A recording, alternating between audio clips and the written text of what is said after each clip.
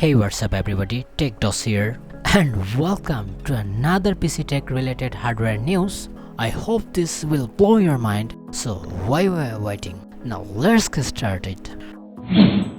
By the way, first thing first, अगर हम पहले न्यूज़ देखें तो ये काफ़ी कंसर्निंग हो सकते हैं इंडिया के लिए, क्योंकि ये आ रहा है चाइना की तरफ से और चाइना की ये मूव इंडिया के लिए खतरनाक हो सकते हैं, क्योंकि ये न्यूज़ है बेसिकली जीपीयू रिलेटेड और ये चाइना की इंडिजिनस ऑनमेड जीपीयू होंगे जिसका नाम है लाइसुअन। ये काफ़ी प्रॉमिसिंग लग रहा है अकॉर्डिंग सम रिपोर्ट्स। लाइक अगर मैं आपको कहूँ एनवीडिया, एएमडी और इंटेल के जो लो एंड मिड रेंज कैटेगरी के मेन सिस्टम ग्राफिक्स कार्ड है मार्केट पे, तो उसके ऊपर भी ये कंपटीशन दे सकते हैं और ऑलरेडी मैं इसके ऊपर बात कर चुका हूँ कोई न्यूज़ रिलेटेड फोरम पे।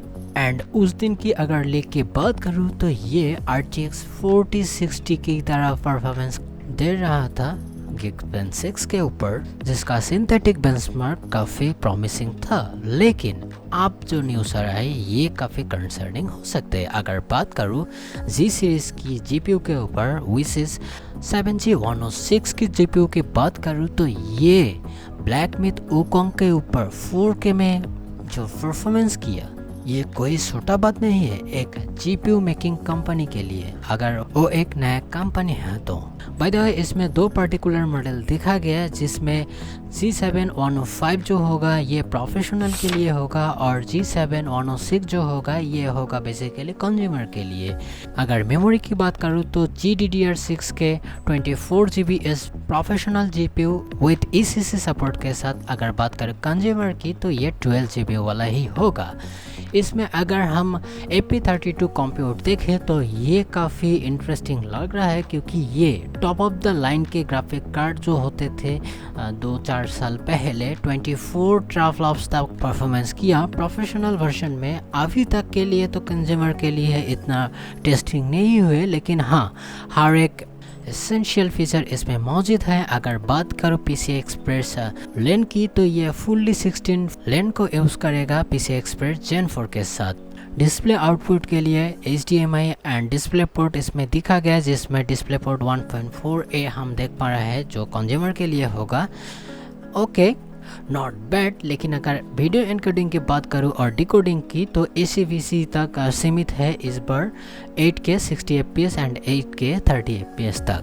अगर प्रोफेशनल API की बात करूँ तो DX12, Falcon 1.3, OpenGL 4.6, OpenCL 3.0 सब कुछ इसमें है, not bad. By the way, मैं बात करना चाहता हूँ Geekbench 6 के ऊपर, जिसमें स्कोर आया था 3D Mark V स्ट्राइक पे, जिसमें 26,800 पॉइंट दिखा गया। अगर बात करूँ RTX 4060 की तो ये करीब सिमिलर टाइप की परफॉर्मेंस कर रहा है। अगर रियल वर्ल्ड परफॉर्मेंस की बात करूँ तो 4K पे इसको रन किया गया था according to this Twitter and X handle, जिन्होंने क्लेम किया था ये RTX 5050 की तरह परफॉर्मेंस कर रहा है। और ये कितना बड़ी बात है आपको इसके ऊपर ध्यान देना पड़ेगा, क्योंकि कोई भी कंपनी ले इस तरह की परफॉर्मेंस न्यू ग्राफिक कार्ड के साथ एंट्री करेगा, ये एक नया कंपनी के लिए नेक्स्ट टू इम्पॉसिबल रहा। फॉर एग्जांपल अगर मैं बात करूँ इंटेल की जैसा giant fabrication and chips maker को, तो उन्होंने भी जो जिस बार कार्ड लॉन्च किया था अल्केमिस्ट वाला, उसमें भी जो एफर्ट दिया था वो आउटस्टैंडिंग था, तब भी इतना ज़्यादा परफॉर्मेंस नहीं निकल पा रहा था। और AMD भी यही कर रहा था कुछ साल पहले। टू बी ऑनेस्ट, एक बात कहूँ आपको, अगर आपको अंदाज़ा नहीं है ये कितना कठिन काम है, ये सिर्फ कुछ गिने चुने लोगों के ही ये ऐसिव है इस दुनिया में। फॉर एग्जाम्पल अगर मैं बात करूँ रॉकेट साइंस की, तो इसके ऊपर तो हर एक बड़े बड़े कंट्री काम कर रहा है, लेकिन इसमें कोई भी ऐसा कंट्री नहीं है जो कर पाया। बेसिकली इसका मोनोपोली यूएस के पास है, like AMD, Intel and Nvidia. लेकिन इस बार जो सीधा टक्कर पे आए तो वो है चाइना, जो कंसर्न की बात है इंडिया के लिए भी, क्योंकि अगर आप सोचिए एक बार, हर एक कॉम्प्लेक्स कंप्यूटिंग के लिए GPU आपको चाहिए ही होगा।